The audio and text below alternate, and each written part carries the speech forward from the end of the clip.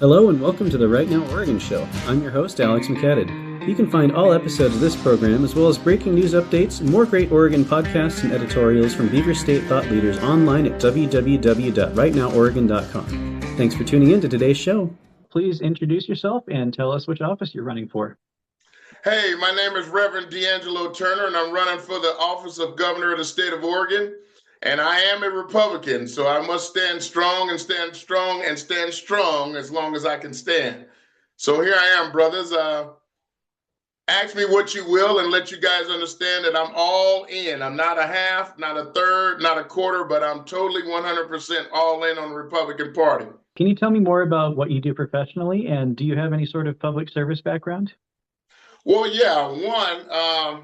I am associate minister at St. Paul Baptist Missionary Church, and been there and been dealing with them for about 27, 28 years. I'm working on my master's at Portland State University, and I've been doing that for a little while. However, what made me get involved with the Republican Party was that I met a gentleman by the name of Dennis Richardson, and he was a legislator at the time. This was about 15, 16 years ago, and he's a Republican. But he had died here about 3 years ago, if I'm not mistaken, of cancer. And he educated me and informed me that I should seriously consider running for the governor spot, considering that I was taught by a Republican, along with I was taught by a Democrat prior to that. And his name was Governor Kitzhaber, Dr. John Kitzhaber, in fact.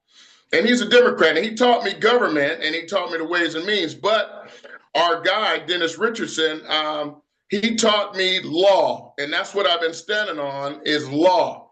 And so one of the things that drive me more than anything is making sure the law is followed and that my citizens of the Republican Party and those that are not affiliated, their constitution is held up, along with making sure that they get exactly what they're inquiring the governor to do, and that's to stand strong on what they say they're going to do. So hope that surpassed some of the things. All righty. Can you tell me more about your biography prior to running for office? One of the reasons what made me get into office was that I believe that there's a great struggle. I know that we are in a state that have no sales tax.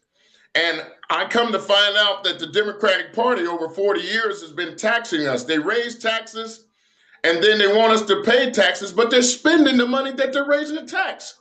So from there, I said, time out, that's over. I just can't stand for that anymore.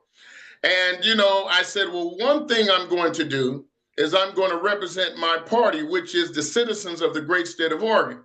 And that means I stand with the farmers who always get taxed and they never talk about it. I stand with the citizens that are low income that get taxed even though they don't have any money. I stand with the disabled or those that are mentally impaired. They don't have an understanding as to how things are getting pricey for them and they don't have the money. I stand with the women who happen to have worked tirelessly in state jobs and haven't received any bonuses or even get anything that would allow them to function normally for their families. So I just got tired and I just said, you know what, I'm gonna drive down to Salem, even though I know some of the legislators that are in there, which is Travis Nelson, Ricky Ruiz, Mr. Miles. These are Democrat brothers, but they understand that in order for a Republican to get an understanding, he has to understand the law along with what should be done for as solidarity. And I told them, because I'm in the ministry and I'm in public service and I've been there for a long time, I believe in my soul that we need to work collectively together, along with trying to do amnesty for those guys that happen to have got in trouble, who want to bridge the gap that it has the past. And I stood on that and they stood with me. And these are Democratic people. But at the same time, the Republican Party, they always protected the Constitution. They always stood with the people that was at disadvantage. They always allowed people of color, and this is what the mistake was when they lied on people of color and said that the people of color wasn't defended. they were defended. They were defended by the Republican Party. The Democratic Party was the party that was abusive and did bad Constitution. But again, we're not living in those societies anymore, and we're allowing people to bridge the gap like my fingers are coming together. And so that's what I've been standing on as being a public servant, along with feeding the homeless, making these people understand that even though you don't have a job or a place to stay, I'm here to support you and give you everything that you deserve. You shouldn't be hindered because you don't have any money. But those that are taking advantage of that position, I'm starting to notice that they're getting drug induced and they have mental incapacitated problems that allow them to function wildly and start stealing and taking everybody's hard-earned money and product. I don't stand for that because I believe in truth and I believe in the Bible. So that's where I'm standing on that too. Can you tell me more about your community of Portland? Yes, Portland is a fantastic community. They have a lot of people that are diverse, whether they're white, black, Mexican, Asian, Indonesian, very cultured. They live and breathe brotherly love. They stand on civil rights. They are motivated on change. But for the last 40 years, they have not received change because of the leadership that has been in office. The last leader that we stood with was Vicatia, and he was a Republican. I love the guy because I love what he did for our state. Again, the timber industry was vibing. The farmers was able to have not so high of taxes. Those that are coming from foreign countries, they were able to work during the season and they were able to prosper while they're here. However, in my petition for governor, I'm suggesting that while these guys that coming from another country, I'm not saying that they shouldn't be here, which they shouldn't be here illegally, but because they come and work seasonally on these farms, they should have their name on a ledger, allowing them to be identified as farm workers. But here's the incentive that I'm suggesting, that those guys that are sitting there on those farms, I'm suggesting that you guys should be able to have your paperwork allowing you to become a U.S. citizen, given that you are putting forth the labor to see that the citizens in Oregon have good breakfasts, have good food for the kids that are in preschool, that are allowing mothers and fathers that function not functional in society because of their low income position. This is what's going on in the city of Portland, and this is why I stand boldly and stepping with my brothers and sisters of the Republican Party. As you talk to voters, what are you hearing them say they want the next governor of Oregon to focus on in office? One of the things the people are saying in Portland is they're tired of their taxes getting raised. So I said, guess what? I'm going to offer you a gift, and that's me being a representative of the governor of the state of Oregon. I'm not allowing any businesses to pay taxes for the term that I'm there. I'm not going to allow you to function in Oregon coming from another state and pay taxes. I want you to come here and be suspended taxes, state taxes, so that you'll be able to have enough revenue coming in to allow those that have no jobs to get hired, to pay good wages to those that are trying to work in the companies, and to prosper in this great state. Also, I want to lower the state taxes by 5 to 7%. By doing that, that should stable us out a little bit by allowing the people that are functioning business owners to gain ground and to move the way they're supposed to move. But here I'm kind of forgetting some things, and I'm leaving something out. One thing we are forgetting is the hemp industry, which has $150 billion that can be contributed to the growth and development of the state citizens of Oregon. We cannot ignore the fact that this funding should be given to the citizens of Oregon. They deserve to use some of that money, considering that the product is produced here in the state of Oregon. They're able to use it in a proper way. Even though the banks are charging them high interest rates that allow them to function, which not allowing them to function. So I'm giving the citizens a chance to say, hey, if you own a business here, you should be able to function normally and prosper in this state by your taxes being lowered, by you being able to be of service or using the funding to help our state grow and develop into a powerful situation in the United States. And also, I'm quite sure Donald Trump will be more than willing to produce and to lease out more funding to our state because he has a representative of the Republican Party. Again, I stand with my brothers and sisters of the Republican Party and those that are not Republicans based on me being a leader for them and making sure that I get my best foot forward and make differences. Who is your favorite Oregon historical figure? Oh, man. Great question. I would say it's two people. One is Dennis Richardson. I got to give credit to him. He's such a fantastic person. And my other one was a guy that people really don't pay no attention to, and his name is Phil Knight. You know, this guy started a lineage from just shoe wear that he started making in his backyard out of waffle pans. And so I read his book, Shoe Dog. Shoe Dog, this book is so fantastic that we're starting to laugh about all the things that we're trying to do. And in this situation, Phil Knight designed these shoes to allow the citizens of Oregon to function and to put an imprint not only of the state of Oregon, but for the United States and abroad, the whole world. So I read that book, Shoe Dog. He's a great visionary, and that's who inspired me to stand behind what we're doing. So next up, what would you say are the primary sources of your personal values? Well, the primary sources of my personal values is God. God is always number one in my life. Number two, family. And that's why I stand on the Republican Party as far as family goes, because they have family structures and they like the basis of family that is backed by the Bible. Now, mind you, everybody don't believe in the Bible, but hey, if you deal with us in the Republican Party, you're going to be a practices of the right things. Now, we're going to always support those people because those that don't know about the kingdom of God, they will know about the kingdom of God.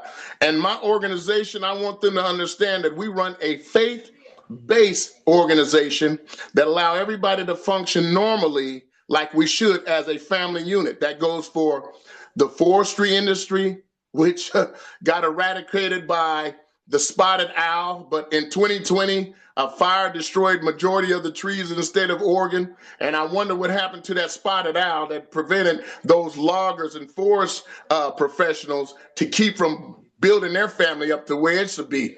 And I'll also, the farmers. These guys produce the best food for the state of Oregonians to use, and they're a family-orientated organization, every last one of them, along with the inner city families and those people that are living in low income. Hey, I forgot to mention that they have been price gouging with artificial intelligence to oversee those people who happen to have no money to pay their rent or in low income. I think that was unfair for the citizens of Oregon to use an artificial intelligence to function how our citizens of Oregon should be living in their areas. That wasn't unfair. But again, that's what I stand on my basis is from what you just asked me. Time for my world famous lightning round. So first up, ducks or beavers? I'm a duck to the heart. I'm sorry. But I love beavers because I had a cousin that was a beaver, but I bleed green and gold, and I love you, but I'm a duck all day, every day. So forgive me if I have been disregarded, but brother, I'm a duck, but my cousin was a beaver, but I stand on green and gold all day. All right. What is your favorite landmark on the west side of Oregon? My favorite landmark on the west side of Oregon, there's two of them. One, there is the Fremont Bridge. This bridge has been around for a long time, and it's connecting the west to further west over to Willamette. That is a very powerful landmark. The other landmark was a place that is no longer around anymore, and it was called McCullen's. I don't know if you've been around, but McCullen's has been around for a long time. They have some fantastic food. And I got an auntie that's Irish, and she always tell me, hey, you need to go up in there and take your green leaf clover and eat your good breakfast, because that's what they serve is really good breakfast. So I've been dealing with them and still doing my old school stuff. All right. What is your favorite landmark on the east side of the state? Oh, man, let me see. My favorite landmark on the east side of the state is the dams going towards Pendleton, Oregon. And Matter of fact, I think the Roundup, we're by the Leatherbook Room. They have an old bull wrestling arena that's been out there in Pendleton, Oregon, Umatilla, Oregon for a long time. Besides me going fishing out there in Snake River, catching that bass and crappie out there. But, I'm a cowboy at heart, man, and I stand on my beliefs for my brothers and sisters on the east side. They might be some hard brothers, but one thing about them brothers, they love their wrestling, which is they bull wrestling, and they love steak and potatoes, and I'm going to stand on them. Believe me, I'm a country boy all the way. I like fishing and hunting. I used to take a BB gun out there in Eastern Oregon, used to hunt rabbits when I was younger. And people don't know, what is it? I used to eat corn pun. Everybody don't know what corn pun is. That's cornbread, sweet cornbread. I don't want to bring that up. That's too much, in buttermilk. They don't know nothing about that. That's too big for them. So I'm a country boy at heart. So I'm sorry. You might see me wear me old Stetson hat and some spurs when I come through there, because I'm a country boy at heart living in the city. Believe what I tell you. Go ahead. All right. What is your favorite Oregon-produced beverage? Oh, man. Well, I don't drink and smoke, but when I did, there was a microbrewer, and it produced some of the best wines, and I think it's starting to do beer, and it's called Tower Wine and Brewery. Really good place, and I believe in my soul, man, that the way to a man's heart is through his stomach. And I used to be really in love with it. I used to be in love with drinking and partying with my college frat guys. But man, I tell you, that beer and that, man, it's an addiction. That's why I have to get away from it, because it will have you with your steak and your potatoes, and you're eating all that. And then you want your cold one. And then football come on. I really go into my whole euphoria feeling when I do that, So go ahead, brother. I'm sorry. I got excited when you started talking that. Well, next up, probably stay excited. What is your favorite Oregon food? Oh, man. Man, this is a beautiful question. My favorite food I ate was Marion berry pie. Man, with some butter. It's cooked like my auntie used to cook it. And I tell you, it's good. It's really, really, really good. They cook it down in Southern Oregon and Medford. They got a couple Marion berry pie creators down there in Medford over by Josephine County. And man, when I tell you, they pie make you really get into an argument with your mouth when you eat it, right? That's how good it is, right? So, oh man, that and steak, man, I don't know. A good steak might do us right. I don't know, that or barbecue. So I'm sorry, right, brother. No worries. Last up, what is your favorite restaurant in Oregon? Well, it's two of them. One doesn't exist anymore.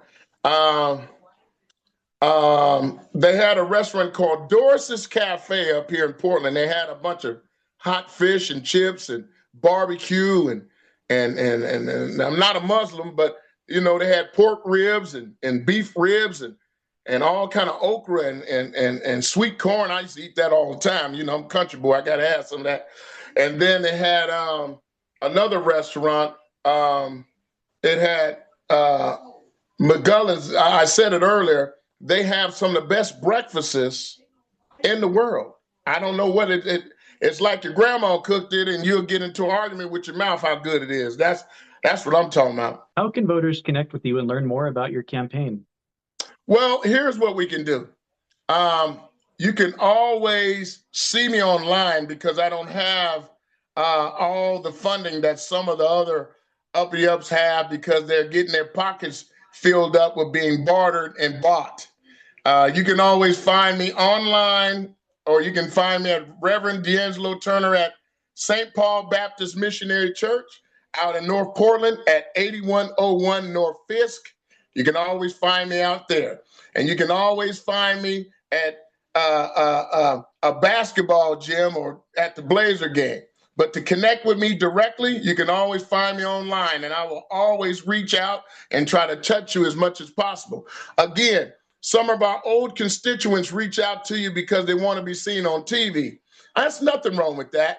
But the voters don't want you to be shucking and jiving and making them feel good. They want results. So with me, I'm going to make sure that you touch me online. And that's where all the things need to be produced, like you, good sir, reached out to me online. And I'm going to back you no matter what, because you gave me an opportunity where everybody else didn't. And this is what I mean. For the Euro area of Oregon, they need to understand they got a real cowboy that's living in the city that's going to back them all the way. And I'll make sure they don't pay no taxes on those farms and those properties that they're sitting on out there with the houses so they can feed their family.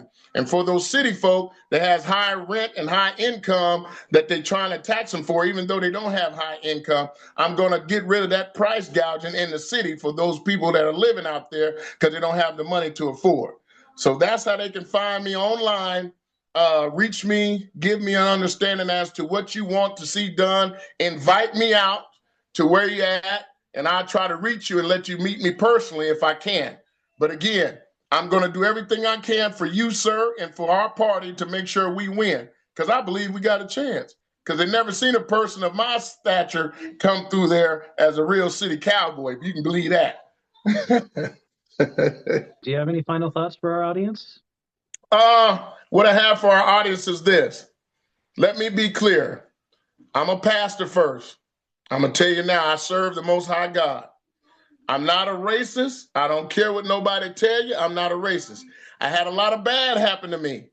But if you want to reach me and see what I'm about, you can always look me on the Reverend DeAngelo Turner. Google me. You'll see my interview with Ken Body and how I explained what I was going to do. And I'm going to reiterate what I said I'm going to do. Number one, I'm getting rid of that price gouging for rent and those people living way out, whether in rural America or right here in the state of Oregon. I'm going to get rid of that price gouging and taxes for those who have been paying unbelievable amounts of taxes. And we only got 4 million people in it. We're not living in New York. I'm going to get rid of all taxes for those businesses that want to come to the state of Oregon or already existing in Oregon. I'm going to get rid of those property taxes for the time that I hear by lowering them 5 to 7%. But if you got a business, I'm going to get rid of that taxes for your business while you operate here while I'm governed in your state.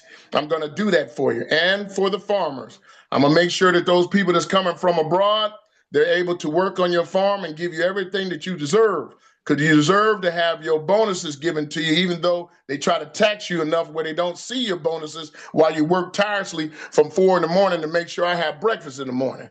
And for the women, I'm going to make sure that they have raises. And those teachers who's been teaching a class from 35 people to 65 people, you're going to get a raise. And for the labor industry, we're going to do something about that too. For those farmers in the timber industry, we're going to get rid of all those people that didn't have a chance to start their life over after they wouldn't let you work out that timber industry because of the spotted owl back in the day, eradicating you and your family. And also those people, and finally, here in the city of Portland, I want you to hear me good. We're going to make sure everybody get their blessing after it's been hindered by the Democratic Party. You can believe that. So again, that's where I stand on, and that's for my brothers and sisters out there in rural America and those that are in the city of Portland. I want you to know you got a real fighter on your hands on this side of the world, and I believe Kotek or Christine Drazen, which is my constituent, I love her, but she don't have a chance dealing with us because we're really citizens of Oregon that have not played politics to get to where we at. We are the people on the ground floor where the rubber meets the road. God bless you, brother. Thanks again for joining us on this episode of the Right Now Oregon Show. This has been your host, Alex McCadden.